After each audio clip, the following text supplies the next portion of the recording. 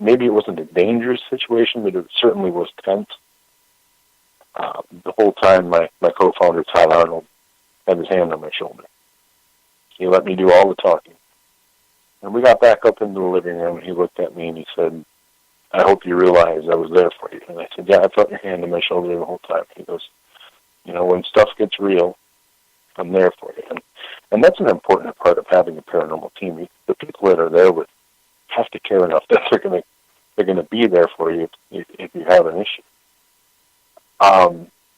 As far as anything else that's scary, maybe this is macho bravado coming from me, but I'd like to think it isn't. When we go into a home, that family is looking at us as the person with the answers. And if I'm afraid of what we're dealing with, then in my mind, I've already lost. I don't think I'm doing anything for the family if I'm afraid of it. If I'm afraid of it and they're looking at me, then what good am I guess is the approach I've always had. So I don't allow myself to be afraid in that moment. There's a lot of times I look back at an investigation and go, I probably should have been, but I wasn't. But as far as most intense, it would have to be that time in that basement. It just seemed like the weight of the world was on all of us. And once we got to that old man and got him to move along, everything just lifted, and it was a lot lighter in that home. But yeah, I think that would have to be the one. Now, have you heard of ghost teams that have come out, ghost hunters teams come out to persons' houses and actually not knowing what they're doing and actually cause more problems for the homeowner with their house and their encounters of the spirits and stuff like that? Have you heard of anything like that? I mentioned a local team earlier. I didn't mention them by name, but they're pretty good at doing that. They go out, they really have no idea what they're doing in a residential investigation. And, 9 times out of 10, they make the situation worse. And luckily, the families usually find us. And I don't want to make it sound like we're perfect. There's plenty of times I've looked back at investigations and I thought maybe we could have done better. But the thing I can promise is that we care and that we're going to give it our all and do whatever we can to help that family. And in some cases, it doesn't feel like other teams do that. And there are plenty of real good teams in Wisconsin, and we're just we're fortunate enough to be one of them. And we've developed a decent reputation, and we're proud of that. We don't want to do anything to soil that reputation. There's teams that get into this, and they may have the best intentions in the world, and just do not have the level of education, that they need. When I got into this, we jumped right in feet first, and I don't recommend that at all. I didn't have the opportunity to learn from anybody else, and if somebody was going to ask me, you want to get into this, what do you do? Find a reputable team, learn what you can from them, and if you still want to start your own team, go from there. But learn as much as you can from somebody that does this, so you have a knowledge base when you go into it. Well, when you first jumped into it, about 10 years ago? What type of equipment did you have, and how did you do your looking for spirits different then than what you do now? It's actually quite funny when I look back at our first investigation. Our first investigation was a family member of mine. She knew I had started the team and had some issues in her home and asked us to come in. And it actually was a terrific first investigation because it was a family member. And we had a chance to fix anything if we had done anything to make it worse. And unfortunately, we didn't make anything worse. But that first investigation, we had very primitive IR cameras and did not have a DVR system.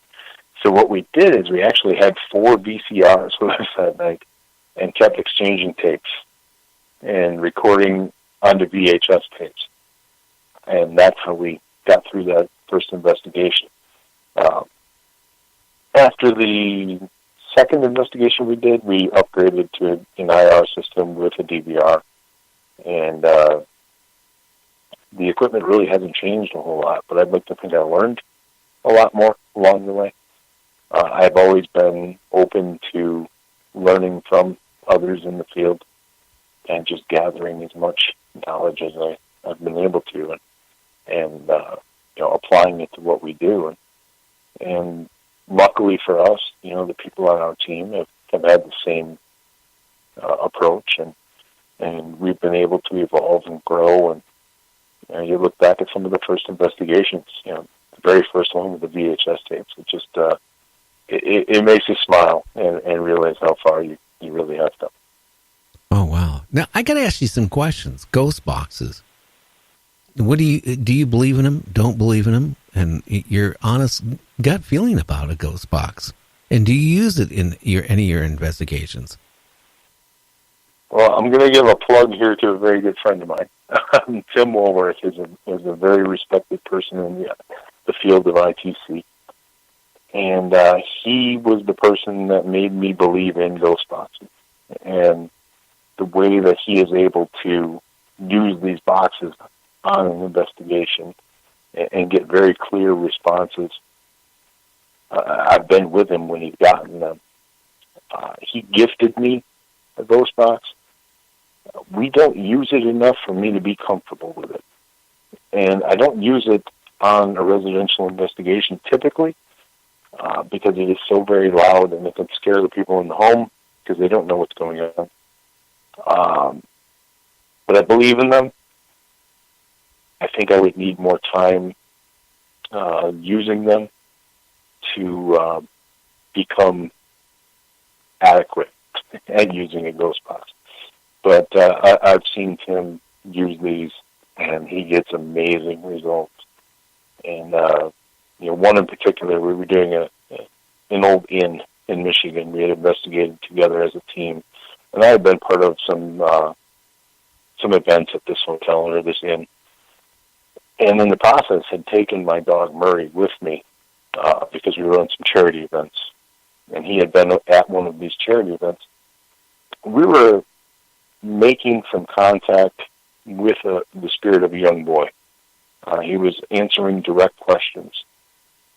And Tim had looked at me and said, "Tim, do you have any questions for this boy?" And I said, you've probably seen me here before. Do you remember my dog? And we didn't get a response from the little boy. We got a response from a grown man. And what the grown man said exactly was, "Did you bring Murray?" And Murray is the name of my dog.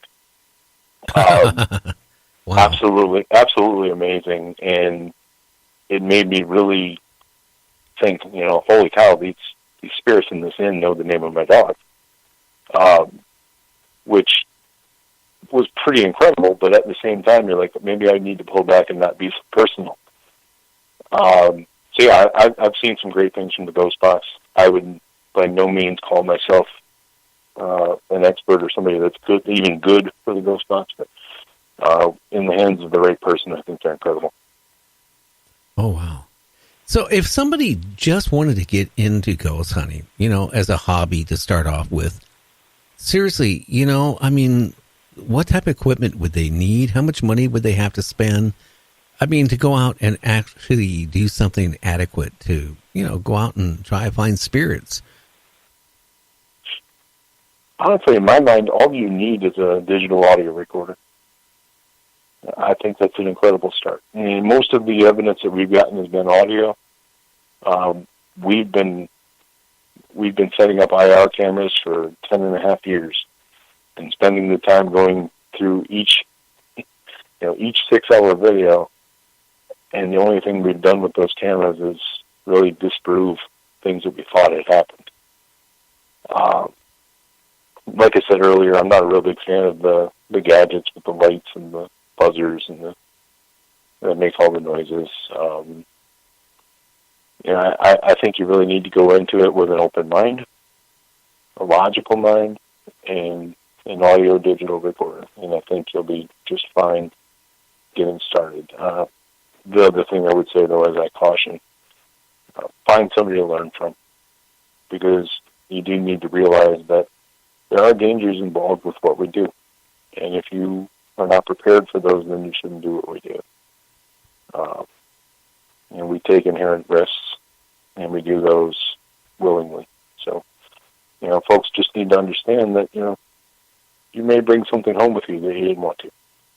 Yeah, and it might not be friendly and, warm and tender either. I mean, like the one psychic I talked to, about the scratches where she was bleeding and stuff. And it seemed like it got more aggressive, trying to hurt her as each day. And that's what kind of scares me, because, I mean, I've talked to people like where they, again, like the slamming on the walls at night, where they thought, well, maybe I got rats in my walls. So they have a exterminator come out, and no, they didn't find anything. And it just kept getting worse and worse, and then in one case, it was a sister and brother, and he was on the other side of the house, but something would slam, on her door and wall at night, even when he wasn't there. But as soon as he moved out of the house, it stopped. Now, I don't know if he brought in something that was with him and, it was causing problems to the other, members and stuff. I don't know. It's so eerie. Now, have you ever had any of the people who have had you come into their house, have you ever caught them trying to fake it just to get, for some reason they want to get their name out there as their house being haunted or anything like that? I went the first 7 or 8 years doing this, believing that every client that we had truly believed the claims that they were telling us, truly believed that these things were happening. And then one night in particular, all of that was destroyed for me. We were called into a home. I think we were the third team in the area that was called in. Basically told that whatever was in the home was targeting this one person. This one person happened to be a young female, I think in like 19 or 20, adult child. Adult child. She was still living at home. She had this wild list of claims, being hit, being pushed, being touched, scratched. She had all these pictures of scratches on her body. And you want to take her at her word. And we did. She offered to stay with us for the investigation, and typically we don't ask clients to join us during the actual investigation. If they want to stay at the house, it's fine. We just keep them in the central spot with one of our investigators so they can keep them comfortable, answer any questions they may have, but we don't include them in the investigation typically because I don't want to use them as a guinea pig. But that night in particular, she had offered to come back if things were quiet. And for the first 3 hours, they were. So we made the decision to call her and have her come back. I sent her up to her room with 2 of our female investigators, while myself and one more investigator went into the basement. About 15 minutes into being up there with our female investigators, we heard them yell for us. And we went upstairs, and they now had the light on, and this young lady was claiming that she had been pinched. What she didn't realize is that she sat right in front of one of our IR cameras. And thankfully, she didn't realize that. Went back, and I didn't know it at the time, so we took her at her word. We took it very seriously that she had been pinched or grabbed by a spirit in her room. We continued the investigation, called the rest of the family back, made sure they were comfortable before we left. And that next day I went over the video. And I sat in my office, in my recliner, watching video, and I saw her sit in front of the camera. And there came a time where she started to pinch at her leg.